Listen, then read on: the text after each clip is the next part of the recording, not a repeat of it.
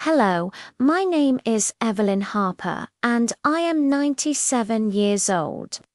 I grew up in a small town near Manchester, England, and lived through moments I never imagined possible. Today, I want to share something very personal. I lost my beloved husband during World War II, but after almost a century, I finally found the truth about what happened back then. Before we begin, I want to ask, does anyone here have family members who witnessed World War II? Please comment on which city you are watching from. I would love to hear your stories too. My name is Evelyn Harper, and I was born in 1928 in a quiet neighborhood in Manchester, England.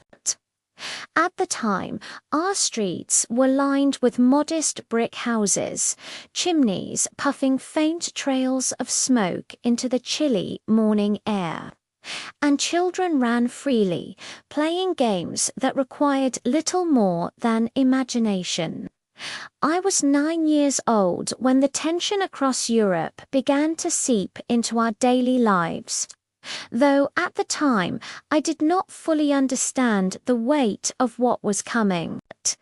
I only knew that the radio, which sat on the wooden sideboard in our sitting room, now broadcast news more often, and my parents' expressions grew more serious with every announcement. Life in Manchester during my early years was a mixture of simplicity and quiet joy. My father, George Harper, worked long hours at a textile factory. His hands were rough and calloused, but he always greeted me with a gentle smile when he returned home, even if his clothes were streaked with soot or dye. My mother, Margaret, stayed home, tending to the house and our small garden. She had a gentle voice, but there was a quiet strength in her eyes that I would come to understand only much later in life.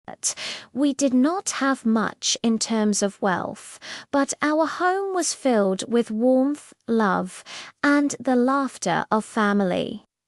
I remember my school days with a strange fondness. The classrooms were small and drafty, the chalkboards always dusty, and the teachers strict but fair. I excelled in reading and writing, often losing myself in stories of faraway lands and heroic figures. Unaware that the real world beyond the city streets was about to demand bravery of a different kind. My friends and I would race along the cobblestone streets after school, our shoes splashing in puddles from the frequent rains, and we imagined grand adventures that, at the time, seemed limitless. But even in those innocent days, there were whispers of unease. I recall the murmurs among the adults about political tensions, about Germany and the rise of a man named Hitler, though the exact meaning of his actions was beyond my comprehension. All I knew was that grown-ups were quieter, more cautious, and often spoke in low tones that suggested fear.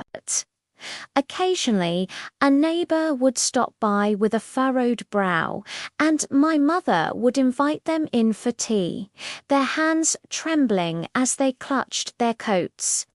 The sense of normalcy I had taken for granted began to feel fragile, as if the world I knew could crumble at any moment.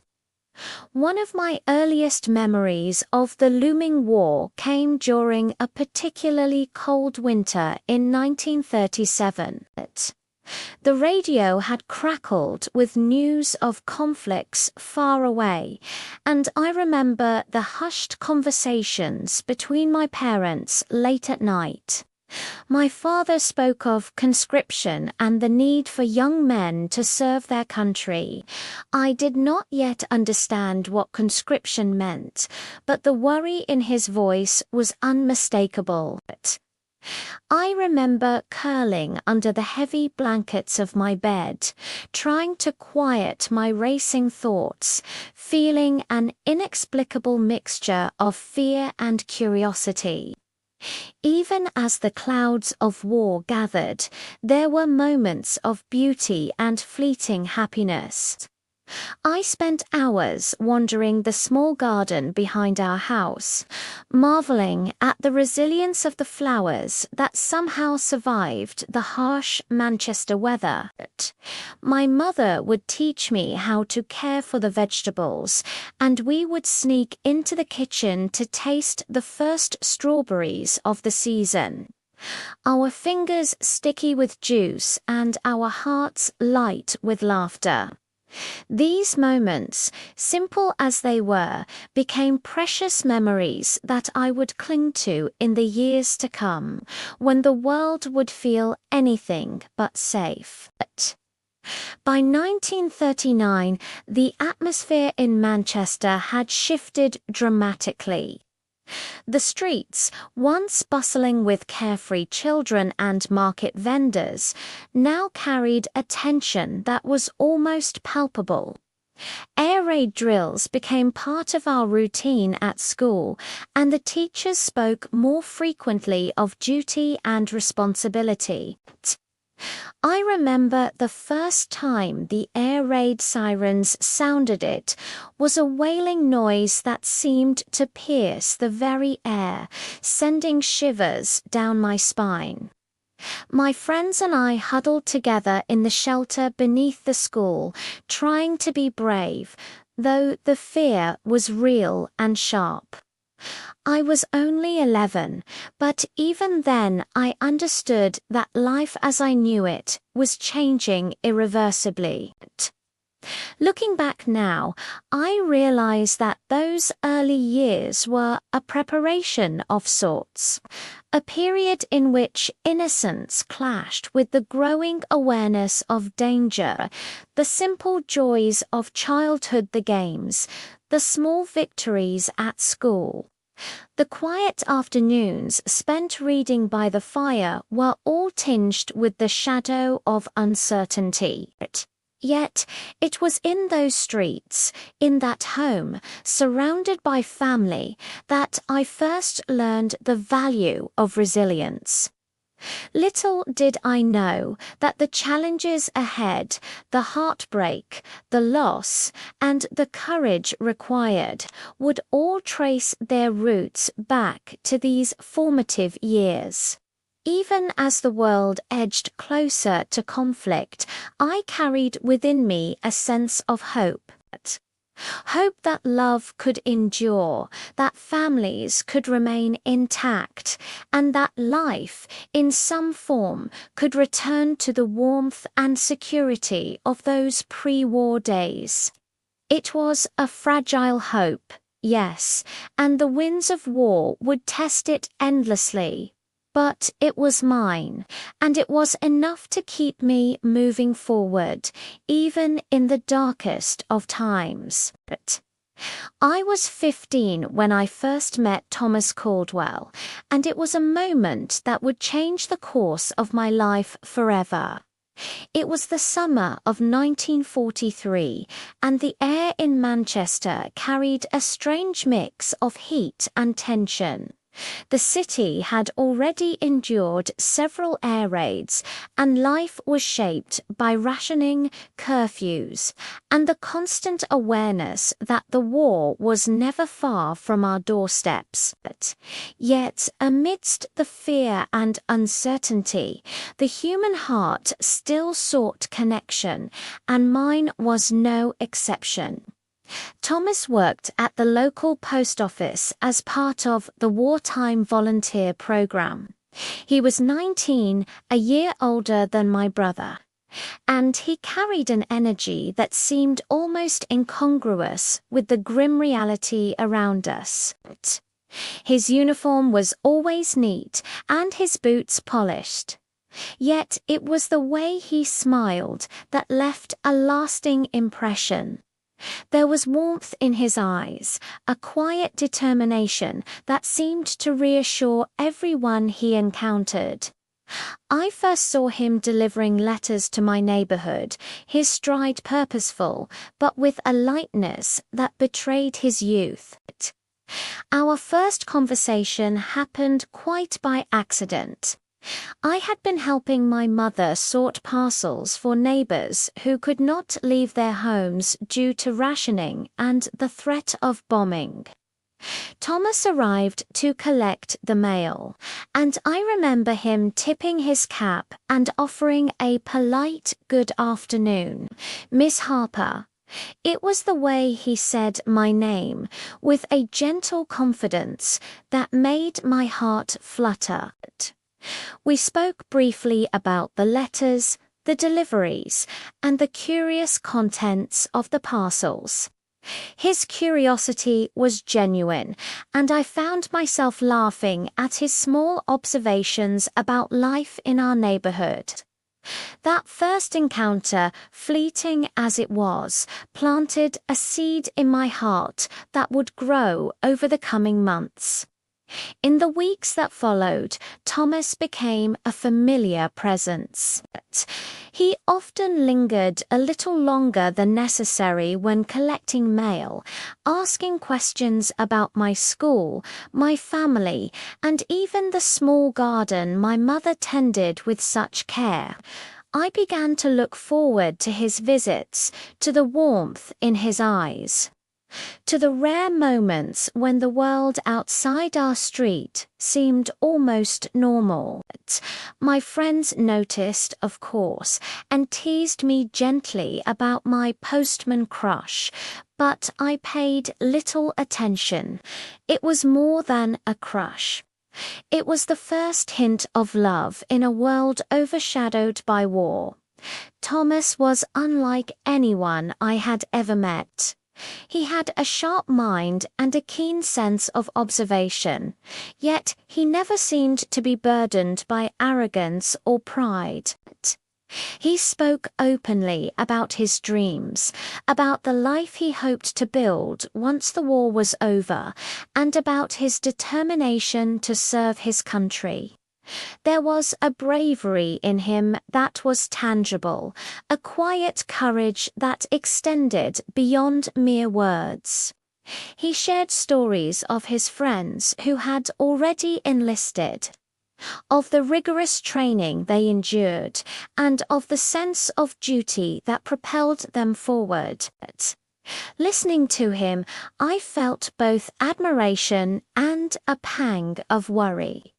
Admiration for his resolve, worry because I feared for his safety in a world so uncertain. Our bond deepened over small, ordinary moments. I remember helping him patch a tear in his jacket after a delivery mishap, laughing at his awkward attempts to explain how it happened.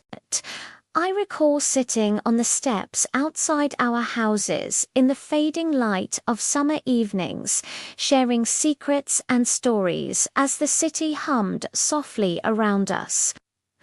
Those moments, simple as they were, became precious, fragile anchors of normalcy amidst the chaos of wartime Manchester. Each conversation, each shared glance, strengthened a connection that neither of us fully understood at the time, but both felt keenly. By the end of that summer, Thomas and I had formed a bond that transcended friendship. We would meet in secret, often at the edge of a nearby park, talking for hours while the distant hum of air raid sirens reminded us of the fragility of our world. We spoke of hopes, dreams, and fears, and we made silent promises to one another that neither of us could yet articulate fully. There was a sense of urgency in our connection, as if both of us understood, without saying, that life was unpredictable and time was precious. Thomas was eventually called up for active duty, and the day he left remains vivid in my memory. He held my hands in his, looked deeply into my eyes, and promised that he would return. He pressed a folded note into my palm, saying, "Read this only if I don't come back." The weight of that small piece of paper felt immense in my tiny hands, and a lump rose in my throat. I nodded, trying to appear brave, but inside my heart was breaking. I knew even then that life would never be the same. After Thomas departed, the world seemed to lose some of its color. I returned to school and my daily routines, yet every letter I received, every glimpse of a uniformed soldier in the street reminded me of him. The worry was constant, gnawing at my thoughts during quiet moments. Despite the fear, however, the memory of his smile, his kindness, and the warmth of our conversations became my refuge.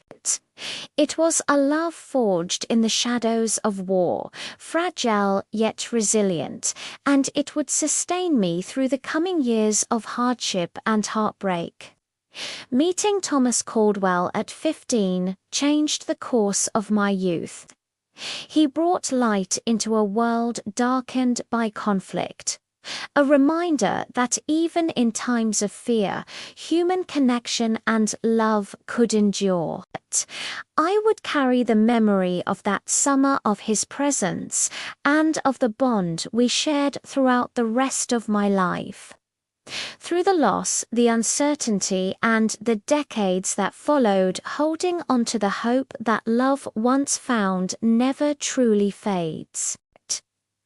The summer after Thomas left for duty, life in Manchester changed in ways I could not have imagined. The city I had known, its cobblestone streets, the cheerful chatter of neighbors, the familiar smell of bread baking in the corner shops, now felt shadowed by uncertainty. Air raid sirens became a part of our daily lives, shrill warnings that forced us into cramped shelters or dimly lit basements, huddled with strangers and neighbors alike. Even at 16, I understood that the world had shifted. The war was no longer a distant story on the radio. It had come home. My parents, ever resilient, tried to maintain a sense of normalcy. My father continued his long shifts at the textile factory, returning home tired and soot-stained, yet always offering a smile that masked the worry he could not voice. My mother, with her quiet strength, organized our household with meticulous care, rationing food and supplies while offering comfort and reassurance that sometimes felt just out of reach. I helped her where I could, running errands and keeping track of ration cards. Feeling the weight of responsibility settle upon my shoulders far sooner than I would have expected at my age. The nights were the hardest. I remember lying in bed, staring at the ceiling as the distant drone of planes passed overhead. Each time the air raid siren wailed, my heart leaped, and I would clutch my mother's hand as we hurried to the shelter beneath our house. The shelters were cold, damp, and crowded, filled with families whispering prayers and comforting children. Yet, in those moments of fear, I began to see the resilience of people around me. Strangers offered blankets and words of encouragement, and small acts of kindness became lifelines in a world that often felt cruel and indifferent. School continued, but it was different. Lessons were interrupted for air raid drills, and teachers spoke with a gravity that had been absent in earlier years.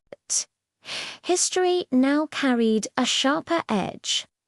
As we studied maps and events with the understanding that the men and women being discussed were alive, fighting, and often dying just beyond our city limits.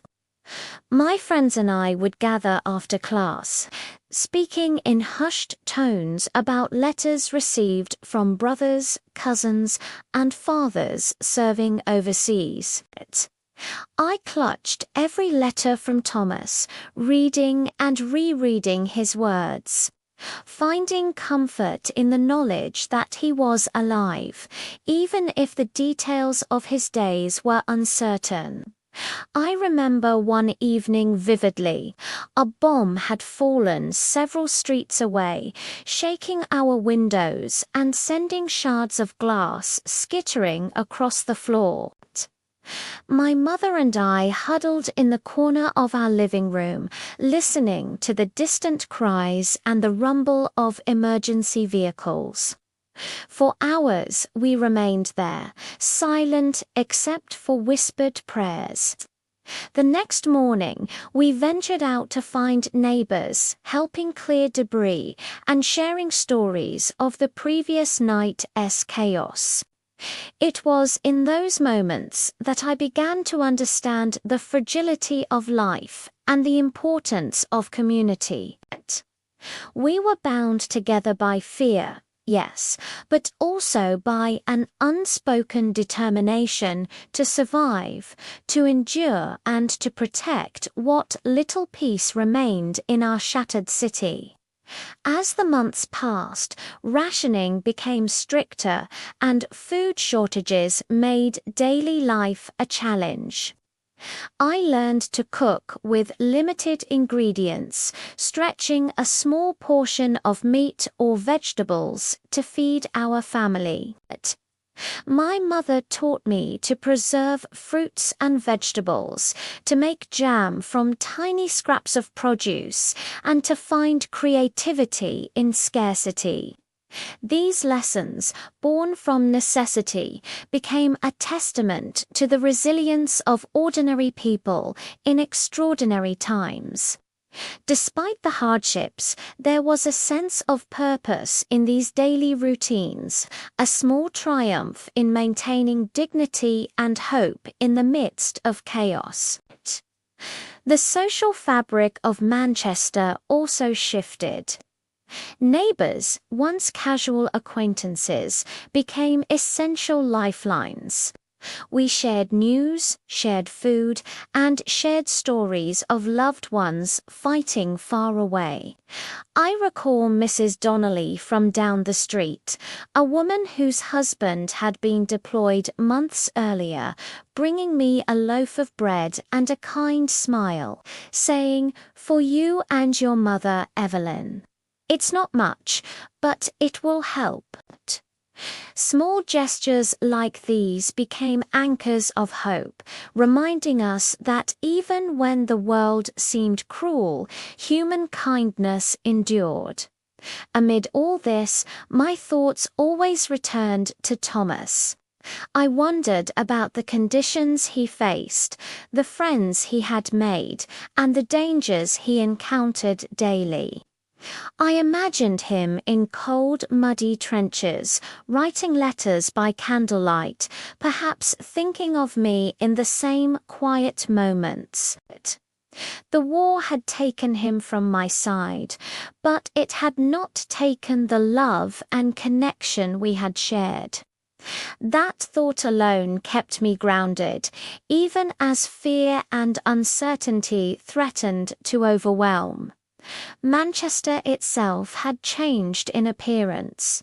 Bombed-out buildings stood as reminders of destruction, and the constant presence of military personnel patrolling the streets became a symbol of the world's precarious state. Shops displayed empty shelves, and the sound of factory whistles and distant sirens filled the air.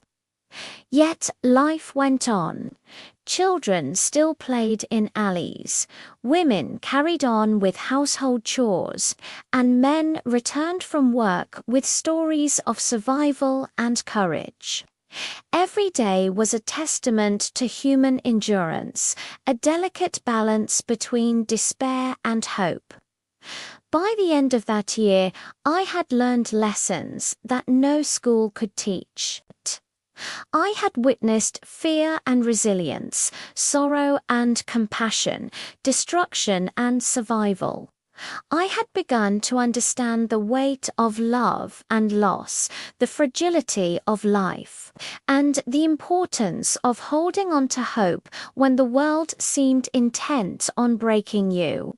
Though Thomas was far away and though uncertainty loomed over every hour, I felt a growing strength within myself, determination to endure, to honor those around me, and to preserve the memory of the love that had begun in the streets of Manchester, even as the city itself was transformed by the relentless march of war. Life had changed irrevocably, but amidst the rubble and the sirens, a young girl of 16 discovered courage, empathy, and the quiet determination that would carry her through the darkest years of the conflict. I realized then that the war was not only fought in distant lands, it was fought in homes, in hearts, and in the simple acts of surviving and loving in the face of constant uncertainty. It was the spring of 1944 when the war began to feel unbearably close. Thomas had been away for nearly a year, and though I clung to every letter he sent, there were weeks when the post brought nothing but silence. Each day, I would rush to the mailbox with a mix of hope and dread, praying that some news of him had arrived. Manchester was still recovering from the last air raids, and the city itself seemed to hold its breath, waiting for the next shock. Every siren, every distant explosion reminded me that the world was no longer safe and that those we loved could be lost in an instant. One morning, just as the sun broke through a rare clear sky, a familiar uniformed figure approached our door. Thomas. My heart leaped, and for a moment I thought he had returned, but it was only a fellow volunteer delivering letters. Among the usual correspondence was an envelope in Thomas' handwriting. I could recognize it immediately, even from across the room. My hands shook as I tore it open, bracing myself for the words that would forever change my life. The letter began in his familiar, gentle tone, recounting mundane details of camp life, small victories, and even minor frustrations. He described the friends he had made, the soldiers he admired, and the letters he had written but never sent. He spoke of the harshness of military routines, the mud, the cold, and the ever-present fear of danger. I could almost see him sitting beneath a dim lamp, scribbling words to keep me close, despite the miles and chaos between us. Each line was infused with warmth and care, and for a moment I allowed myself to believe that everything would be all right. Then came the part of the letter that made my stomach tighten. Thomas wrote of a new mission assigned to him, a task that was dangerous and fraught with uncertainty. He did not go into detail, perhaps to protect me from worry, but the undertone was unmistakable. He was heading into a situation where survival was uncertain. He asked me to promise that I would remain strong, that I would continue to live fully even if he did not return. I read and reread those words, trying to summon courage I did not yet possess. I folded the letter carefully, clutching it to my chest, and felt the first real tremor of fear for his life. Days passed, and letters became scarcer. The post office workers, usually cheerful, wore worried expressions when they handed me the mail. Rumors circulated among neighbors of soldiers lost, of battles that had claimed so many lives, and I found myself clinging to any hope, however fragile. I carried Thomas' last letter with me everywhere, tucking it into my coat pocket, reading it repeatedly when I felt alone or afraid. It became a talisman, a fragile bridge to the person I loved more than anything. Then, in early June, the letter came that no one hopes to receive. The official notice from the War Office arrived in a plain envelope, stamped with formality and finality. Thomas had been reported missing in action. There were no details, no explanation beyond the bureaucratic phrasing. The words blurred before my eyes, and for a moment I could not breathe. The world seemed to tilt, the air heavy and suffocating.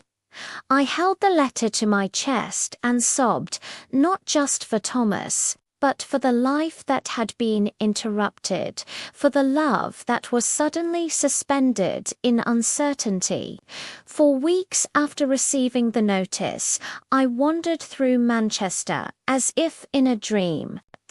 Every street corner reminded me of him, where we had laughed together, where we had stolen quiet moments amidst the chaos. I imagined him on distant fields, in trenches, or marching through towns I would never see. The city's familiar hum felt distant, muted by the grief that had taken root in my chest.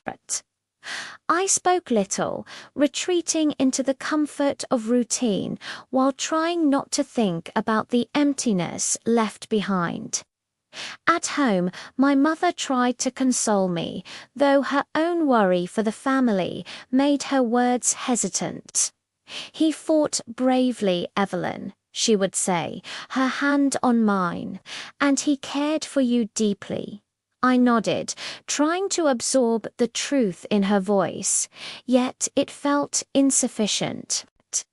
The loss was more than news on paper. It was a tangible absence that left every room feeling hollow.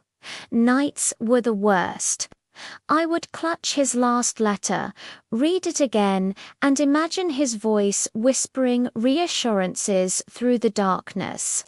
The war, relentless as it was, offered no pause.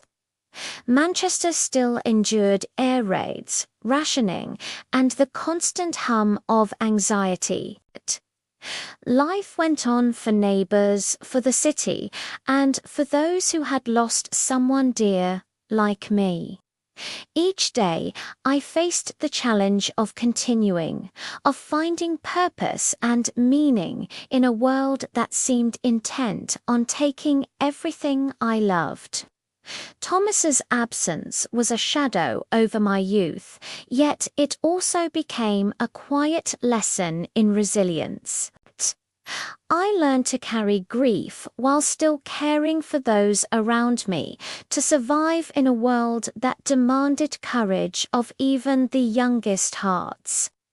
That summer, I realized that love and loss were entwined. Thomas' last letter, a small piece of paper with his handwriting, was more than words. It was a promise, a memory, a fragment of life that would sustain me.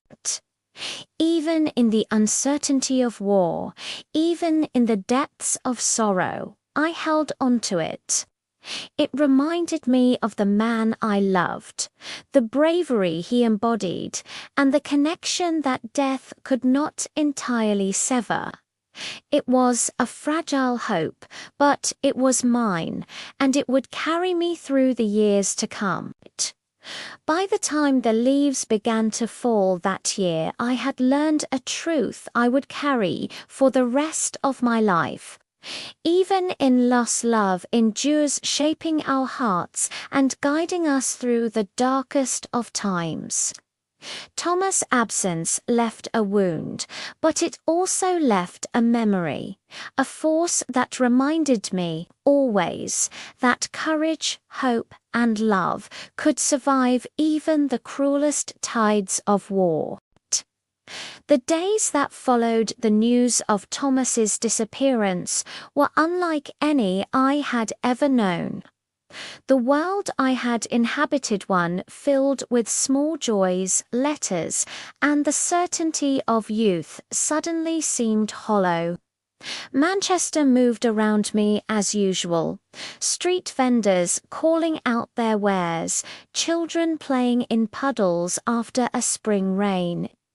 The distant hum of factory whistles, but none of it reached me. I walked through the streets as though I were invisible, my mind consumed with thoughts of Thomas, my heart aching with a grief that had no outlet. At home, the air felt heavier. My mother tried to maintain a semblance of routine, cooking meals on our rationed supply, tidying the house, and speaking softly of hope.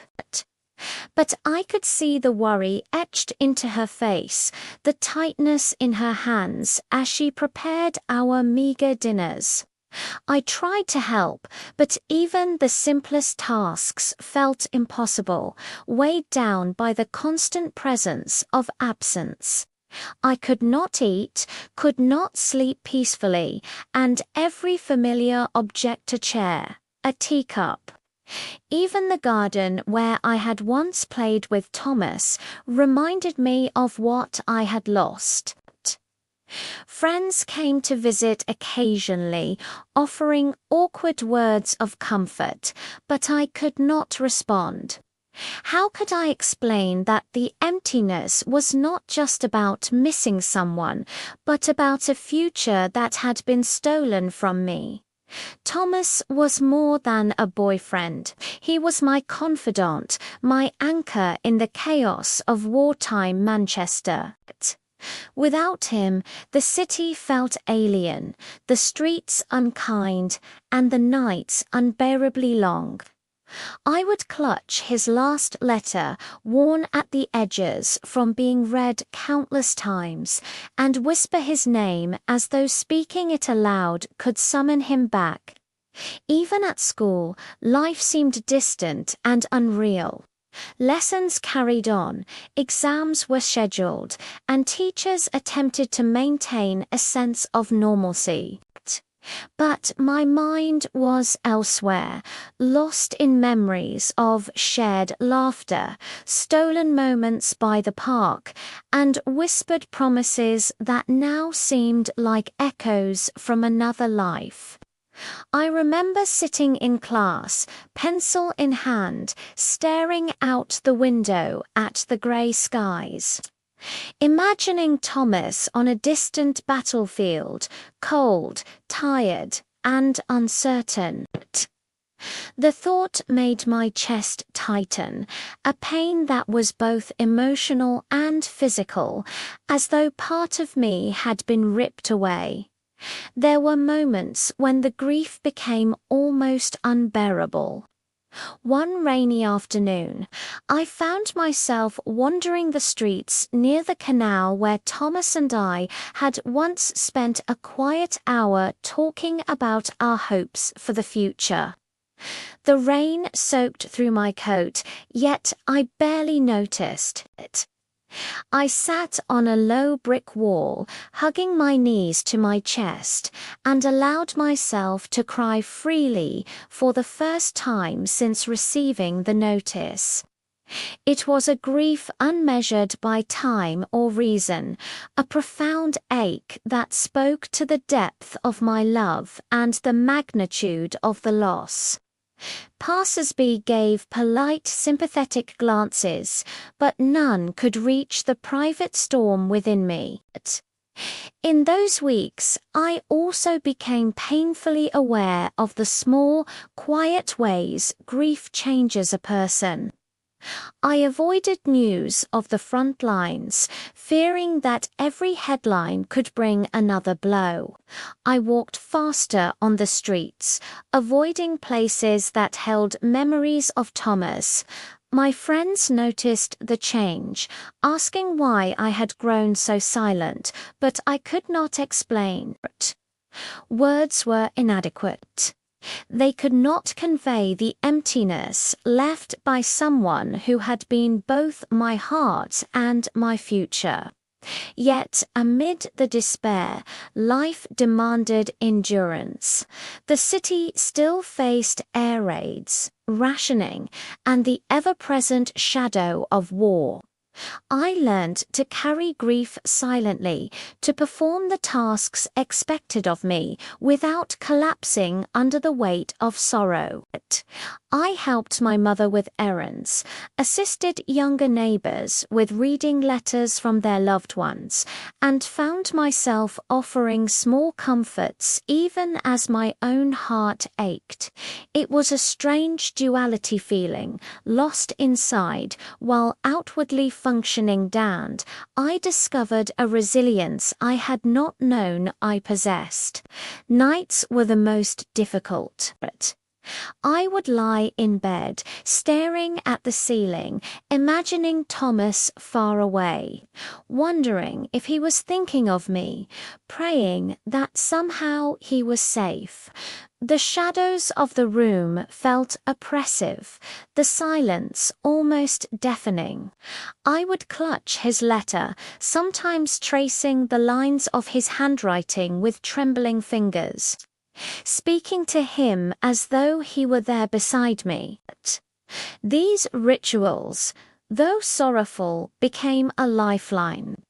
They allowed me to feel close to him, to preserve the memory of our connection, even as the world pressed harshly against my heart. Slowly, almost imperceptibly, I began to understand something fundamental. Grief did not have to erase hope. While the pain of Thomas's absence was immense, it was also a testament to the love we had shared, to the depth of feeling that could exist even in the face of war.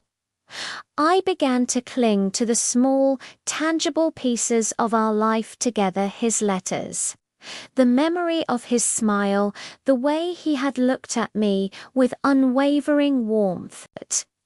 These fragments of the past became the foundation on which I would begin to rebuild a life, even as I remained acutely aware of the void his absence left.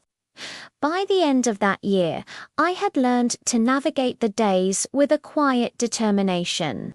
I still grieved, deeply and painfully, but I carried his memory like a shield, a source of courage in a world that seemed intent on breaking young hearts. The agony of loss had reshaped me, yes, but it had also taught me resilience, empathy, and the profound strength that love once truly felt can provide even when it is no longer physically present. After the months of grief that followed the notice of Thomas's disappearance, I realized that while mourning him was necessary, it was not enough. I needed answers, however incomplete or elusive they might be. The thought of him lost, floating somewhere in the chaos of war, was unbearable. I had to know the truth, even if it was only fragments of what had happened. Manchester, in the post-air raid quiet, became both my home and the starting point of a search that would test my patience, courage, and determination in ways I could never have imagined. I began my search cautiously, writing letters to the War Office and local military offices. Each letter carried my desperate hope for information, and each reply, when it came, was painstakingly formal and frustratingly vague. Reported missing in action, the letters would state, repeating the same words that had carved themselves into my heart months before. I learned the patience of bureaucracy, the way red tape could delay even the smallest truths.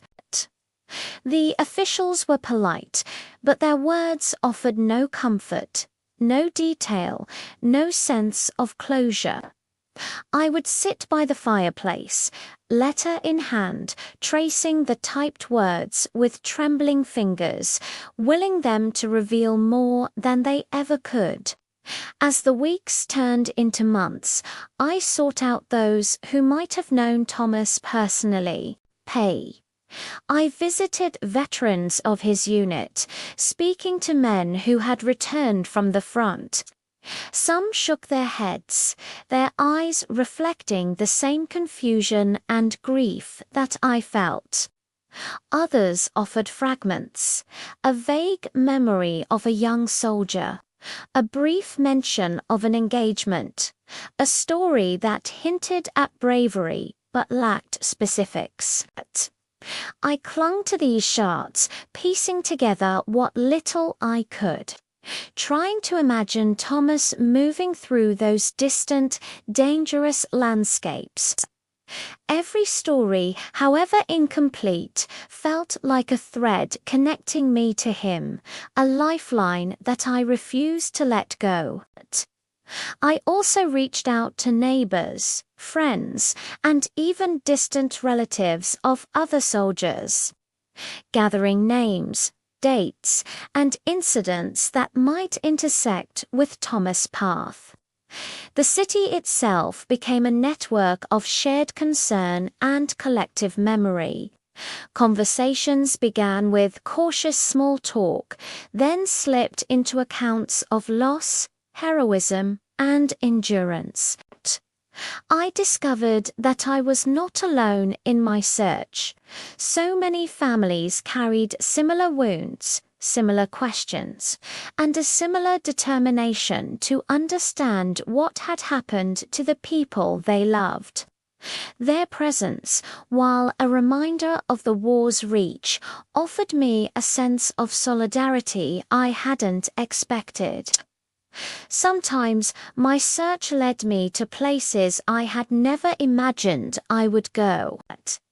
The local library, dusty and dimly lit, became a sanctuary of records and newspaper clippings. I spent hours poring over lists of soldiers, casualty reports, and announcements of bravery, scanning for Thomas's name. Each mention of someone lost, injured, or missing felt like a jolt to my chest, yet I pressed on. I copied details, sketched timelines, and mapped routes in the hope that a pattern might emerge. It was meticulous, exhausting work, but the possibility of finding even the smallest clue about him made every hour worthwhile. At night, I would sit at my desk, lit by a single flickering lamp, letters and notes spread around me. I imagined Thomas's voice reading over my shoulder, guiding me, urging me not to give up. The war outside continued. Manchester still echoed with sirens and distant explosions. The city's rhythm intertwined with fear, duty, and survival. Yet within my small room, I constructed a world where I could reach across miles and time to touch him, if only in memory and hope. The emotional toll was immense. Each dead end, each unhelpful response brought frustration and heartbreak.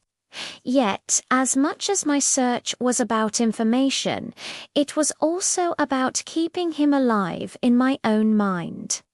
By investigating, by tracing his path, by asking questions that others had perhaps long given up on, I was preserving the memory of his courage, his character, and the love we had shared. The act of searching became a form of devotion, a way to hold on to him even when the world seemed intent on letting him fade. Sometimes strangers would offer advice or leads, often with an empathy born from shared suffering. I recall one elderly man who had been a military clerk. He handed me a small folded sheet of paper, worn at the edges, with brief notes about troop movements. He didn't know Thomas personally, but the gesture alone felt monumental.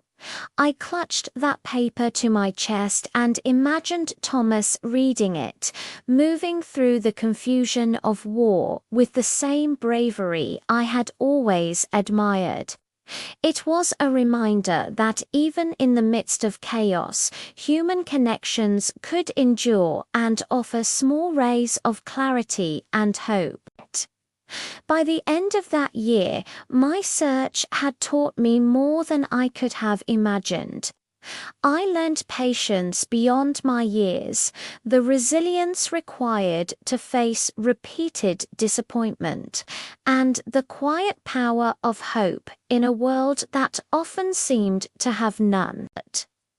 Thomas' fate remained uncertain, but the process of seeking him, of refusing to accept simple explanations or vague conclusions, had given me a purpose and a way to honor the love we had shared.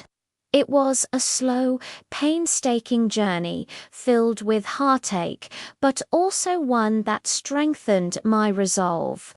I came to understand that grief and determination could coexist. The sorrow of not knowing did not diminish the memory of Thomas, it intensified it. And though the road to answers was long, winding, and often painful, I felt a small but undeniable certainty. I would not stop searching. I would continue to follow every thread, every clue, every memory, no matter how faint, because to do otherwise would be to let the war and its silence take him from me completely. But after months of relentless searching for Thomas, the harsh reality began to settle in. Life had to continue, even in the shadow of absence. Manchester was still battered by the war, but the city was alive in its own way. Smoke still rose from chimneys, children still played in the puddles after rain, and the shops, though rationed, continued to sell what they could. I found myself caught between two worlds, one of personal loss and one that demanded the routine of living. It was a delicate balance, and at 16 I was forced to navigate it with a resolve I had never known I possessed. My mother and I returned to daily routines as best we could. She maintained the household with quiet strength, while I helped her with the chores, carrying water from the well, tending to our small garden, and keeping track of ration books. Every task felt heavier than it should have been, weighed down by grief. Yet I carried them out with determination, if only to feel a connection to the normalcy that had been stolen. The war demanded resilience from everyone, and in my own way, I tried to contribute, even as my heart remained anchored to the memory of Thomas. School continued, though it no longer felt like the sanctuary I had once known. Lessons were interrupted by air raid drills, and teachers spoke of duty and sacrifice with a solemnity that reminded me daily of the wider conflict. My friends were supportive, yet they could not truly understand the depth of the absence I carried. Sometimes I would sit quietly during breaks, staring at the playground, imagining Thomas walking alongside me, laughing, sharing secrets and dreams as we once had. Those memories, bittersweet and vivid, were both comforting and painful. In the evenings, I would read Thomas' letters again, though many of them had begun to fade at the edges worn by constant handling. Each word was a reminder of who he was: thoughtful, kind, brave. I would sometimes close my eyes and imagine him there in the room with me, his voice soft but full of certainty, reminding me to be strong. Those moments allowed me to feel close to him, even as the city outside hummed with the ongoing reality of war sirens, factory whistles, and distant explosions, creating a rhythm that underscored the fragility of life. The passage of time brought small milestones that were difficult to navigate. I celebrated birthdays with a sense of emptiness, aware of the missing presents that had once been integral to my happiness. Holidays were tempered by grief, though I tried to carry on traditions my mother held dear. Yet, despite the sorrow, there were glimpses of hope and resilience. I began to reconnect with friends, sharing stories, letters, and laughter when possible, though the laughter often carried a shadow of remembrance. The love I had experienced with Thomas had left an indelible mark, one that shaped my interactions and reminded me of the power of human connection. Occasionally, I encountered reminders that the war was far from over. Bombs still fell in distant parts of the city, and the local newspapers carried stories of soldiers missing or killed in action. These reports would make my heart constrict, a sharp pang of fear that Thomas' fate might be permanent. Yet paradoxically, they also reinforced the importance of holding on to his memory and carrying it forward. The war was relentless, but so was the human capacity to endure, to adapt, and to find meaning in the midst of tragedy. I also began to observe the subtle ways grief transformed people. Some neighbors became more protective, more anxious.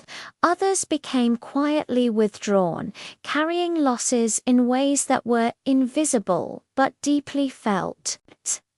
I saw reflections of my own sorrow in these behaviors, and it reminded me that mourning was not a solitary journey.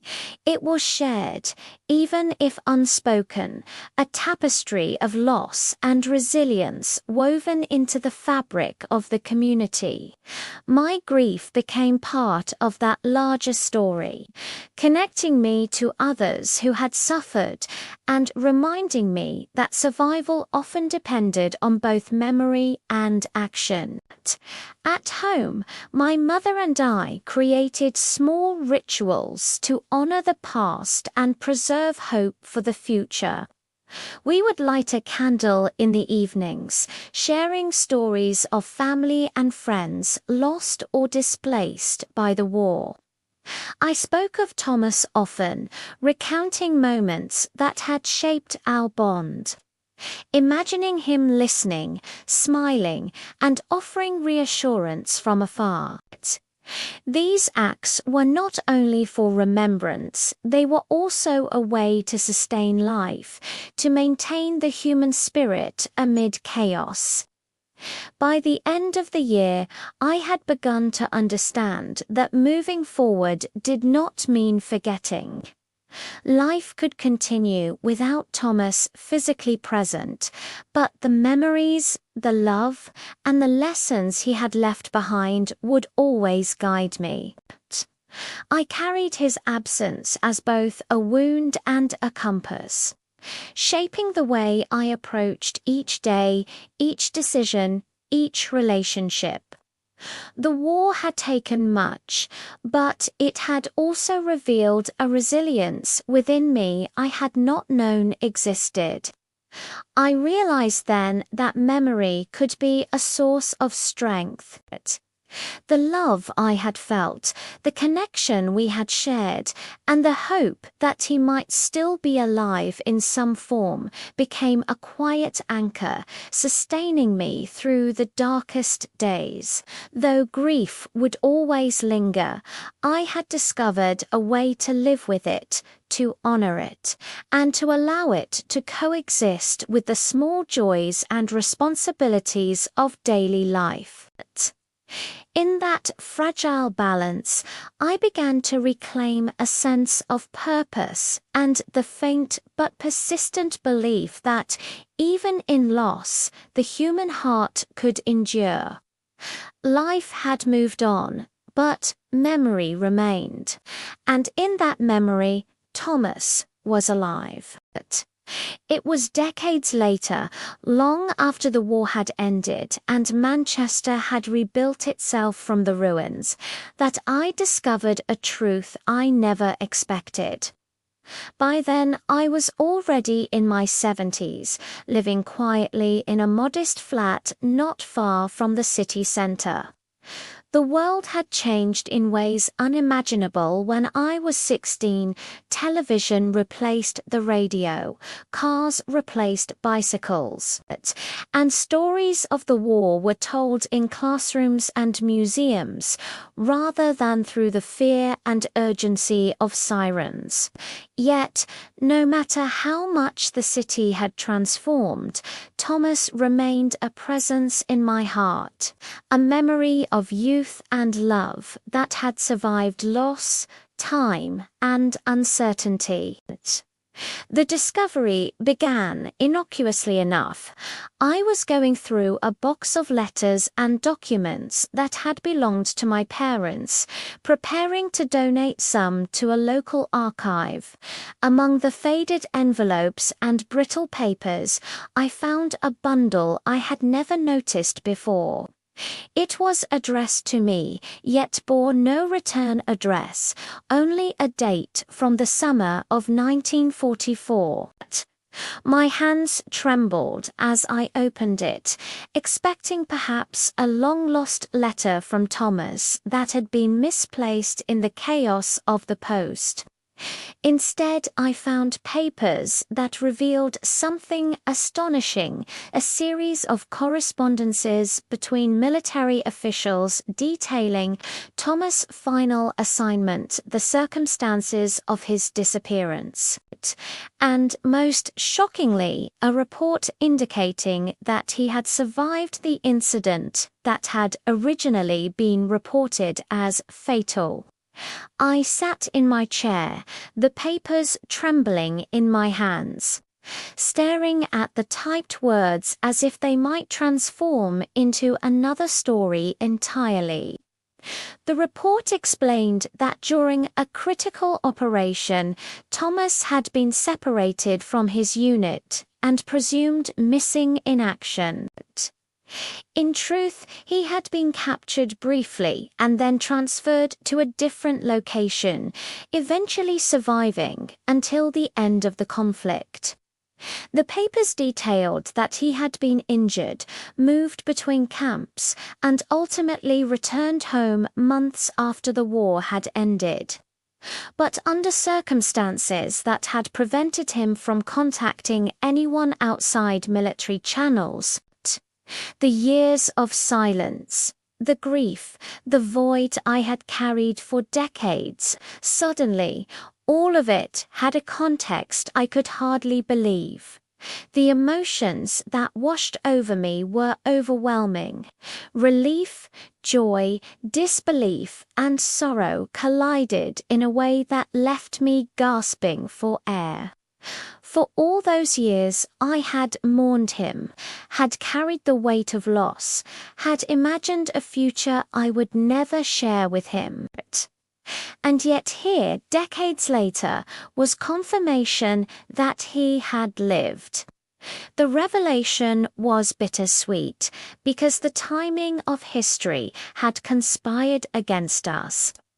By the time I learned the truth, Thomas had passed away quietly, without knowing that I had never stopped searching for him, never stopped hoping, never stopped remembering. I spent hours reading and rereading the documents, tracing his movements, imagining his life during those months and years when we were separated. I tried to picture him, alone yet determined, navigating a dangerous world while my own life unfolded in Manchester. The papers described a man resilient beyond measure, a man who had survived the unimaginable, and yet never had the opportunity to reach out to the one person who had meant the most. The thought of him carrying his own longing for me, perhaps thinking of me in quiet moments, broke my heart and healed it at the same time. In the days that followed, I found myself walking the streets of Manchester with renewed awareness. The city had changed, but the memories of our youth remained embedded in its stones and corners. I passed by the canal where we had once shared secrets, the small park where we had laughed and dreamed, and even the post office where our first letters had met. I imagined Thomas standing beside me in each place, sharing in the quiet triumph of survival, a ghost of the man I had loved so deeply. The revelation transformed my memories, infusing them with a new dimension. What had been loss was now a testament to endurance. What had been silence was now a bridge across time. I also reflected on the decades I had lived carrying grief and how it had shaped me. Those years of mourning had not diminished my love for Thomas. They had strengthened it, had honed my empathy, and had taught me resilience. Knowing that he had survived, even though we never had the chance to reunite, offered a complex solace. It reminded me that life is rarely linear, that the paths of love and loss can intersect in ways we cannot anticipate, and that hope can endure even when the world seems intent on taking everything from us. The discovery sparked a flood of memories. Reading his letters, walking through the streets as a girl, waiting for news with a heart full of fear, and holding on to hope when it seemed impossible. It reminded me of the importance of remembering, of searching, and of preserving love even when circumstances appear hopeless. I realized then that truth, however delayed, has a way of finding its moment, revealing itself with a clarity that can transform decades of pain into understanding and quiet peace. As I sat with the documents in my hands, I understood something profound. Thomas had been a part of my life in ways that went far beyond survival. He had shaped who I was, had instilled in me a capacity for hope, courage, and enduring love that remained undiminished by time. The discovery did not erase the years of grief, but it reframed them, showing me that our connection had been never-ending, a bond that could survive absence, distance, and even decades of uncertainty. But in that quiet flat in Manchester, I finally allowed myself to feel a full measure of peace. I placed the documents carefully on the shelf, where I could see them each day as a reminder of the man I had loved, the life we had shared in memory, and the enduring strength of hope. The war had taken so much, but it had not taken him from my heart. Even after all these years, Thomas remained alive there, in memory, in spirit, and in the love that had never truly faded. After discovering the truth about Thomas decades later, I found myself standing at a crossroads of emotion. The knowledge that he had survived the war only to be lost to circumstances beyond our control brought a mixture of relief and sorrow that I had not anticipated. Manchester had long since rebuilt itself, but my heart was still navigating the ruins of memory and time. I realized that while grief had been my constant companion for years, hope, though delayed, could still carve a path forward.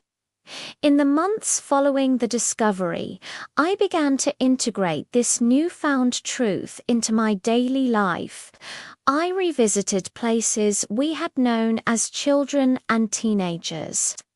The streets and parks that held echoes of laughter and whispered promises.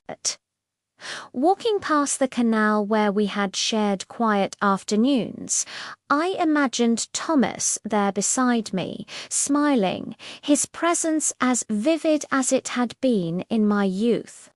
It was as if time had bent, bringing fragments of the past into the present, allowing me to relive moments of connection even decades later. The emotional weight of the discovery required careful navigation. I found myself reflecting often, sometimes weeping silently in the quiet of my flat, sometimes smiling at the memories that had endured. Friends and neighbors noticed a shift in me, a gentle renewal of spirit. I spoke more openly of Thomas, recounting stories I had once kept hidden in the sanctuary of my own heart. Sharing these memories was a way of honoring him, of keeping the essence of his life alive, even though he was gone physically. I also began writing again, something I had set aside during the intensity of my youth and grief. I documented letters, memories, and the fragments of our lives that had survived the war. Each page became a testament to love enduring in the face of uncertainty, a record of resilience, and a bridge between the past and the present. Writing allowed me to process the complex emotions of joy, loss, and lingering longing, offering clarity and a sense of peace I had long thought impossible. Manchester itself, with its familiar streets and resilient citizens, served as both backdrop and companion to this process. I observed life-continuing children attending school, market vendors calling out their wares, neighbors helping one another through small acts of kindness. The city had endured bombings, rationing, and fear, yet its spirit remained unbroken. I drew strength from this continuity, seeing in the city's endurance a reflection of my own journey. Survival and memory, I realized, were intertwined. The city had carried its scars with grace, as I had carried mine. The discovery also inspired me to connect with others who had lived through similar losses. I began attending local history groups, wartime memory circles, and community meetings where stories of the past were shared. Listening to others recount experiences of missing loved ones, survivors returning from the front, and the quiet heroism of ordinary citizens offered a profound sense of solidarity.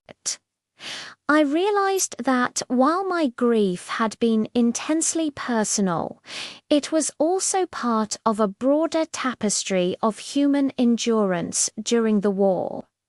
Sharing in collective memory strengthened my own ability to process what had happened and to honor Thomas's life.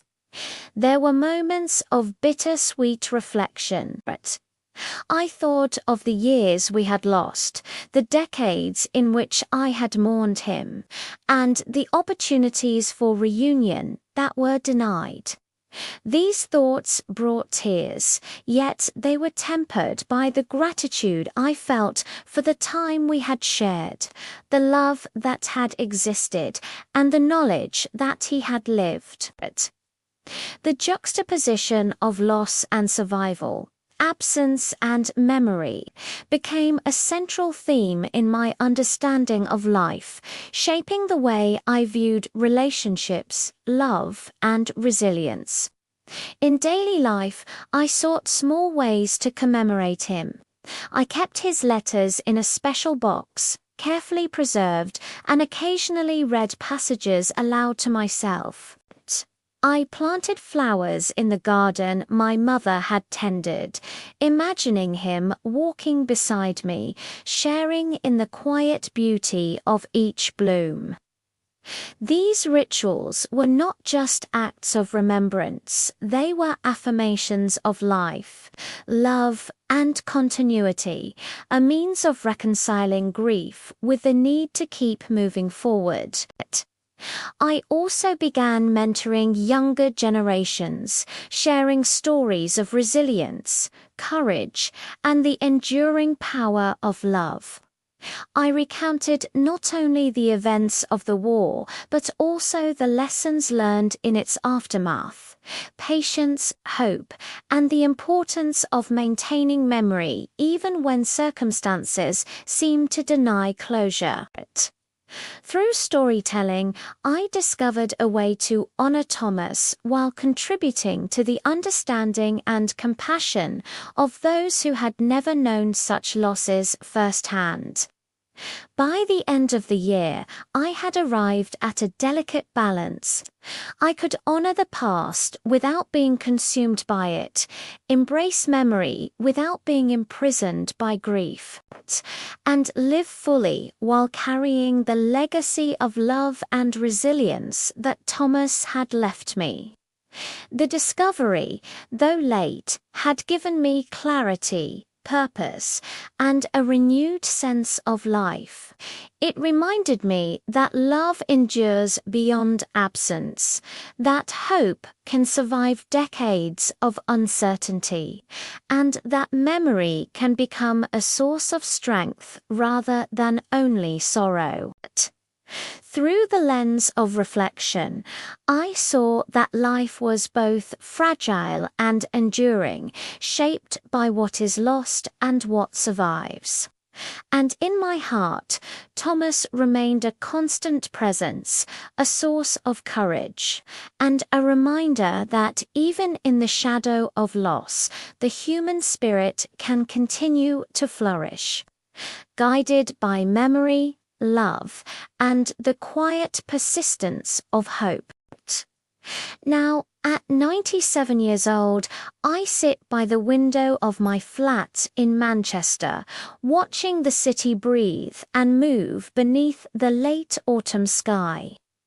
The war is long behind me, yet its echoes remain vivid in memory, woven into the fabric of my life like an indelible thread. I have spent decades carrying grief, searching for answers, and learning to live with the absence of Thomas, the man I loved more than life itself.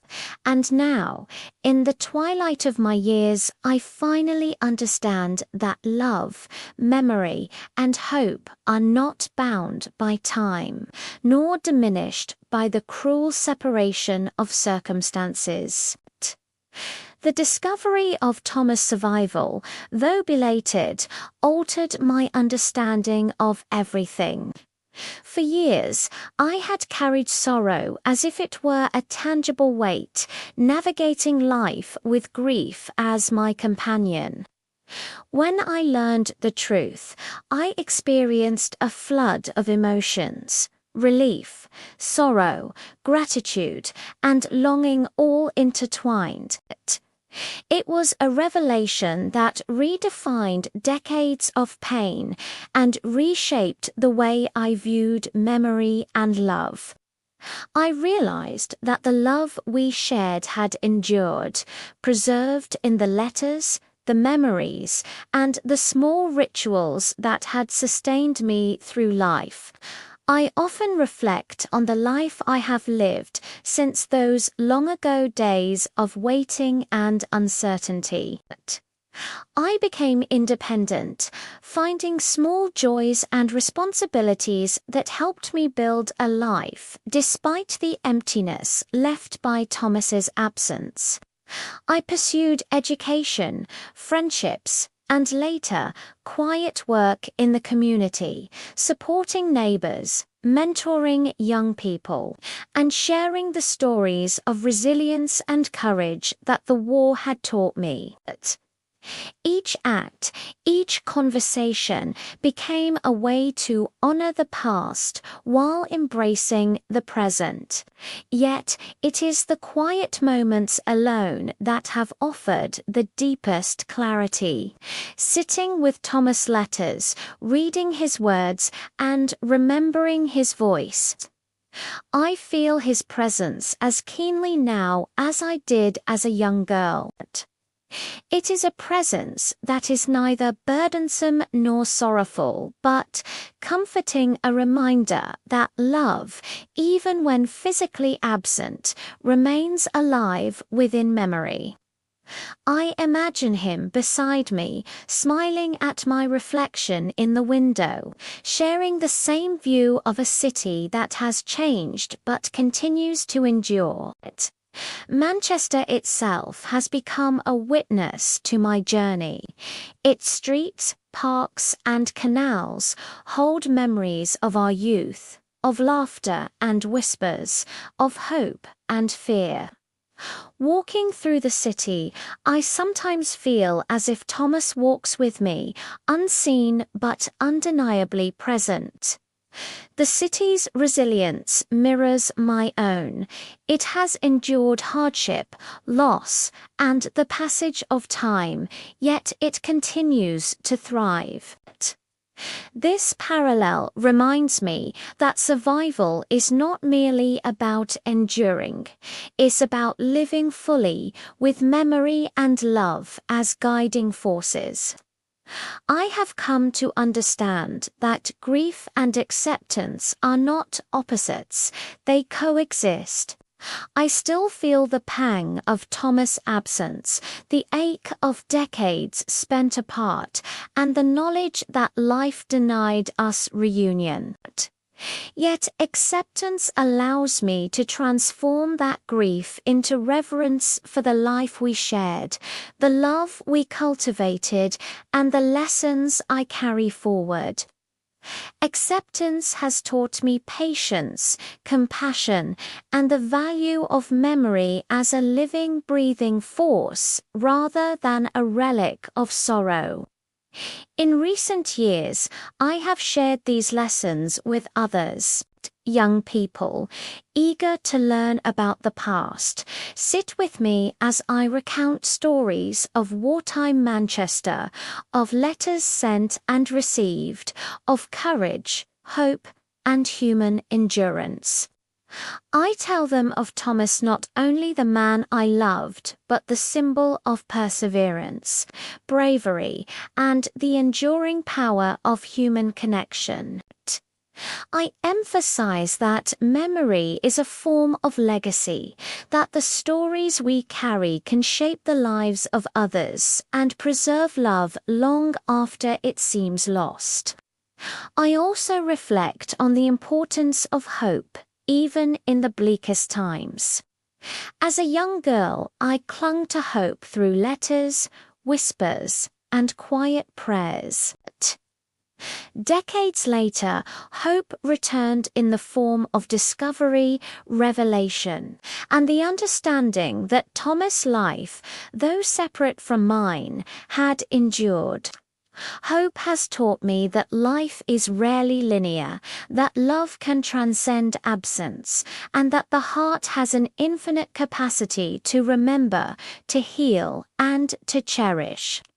Now, as I watch the city and feel the passage of years in my own bones, I am at peace.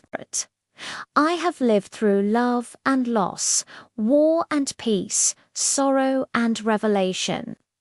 I have carried memory as a sacred treasure, a force that has sustained me and guided me through every challenge.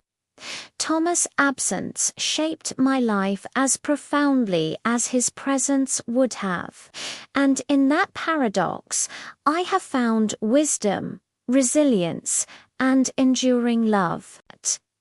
I place my hand gently on the box of letters that remains on the shelf beside me.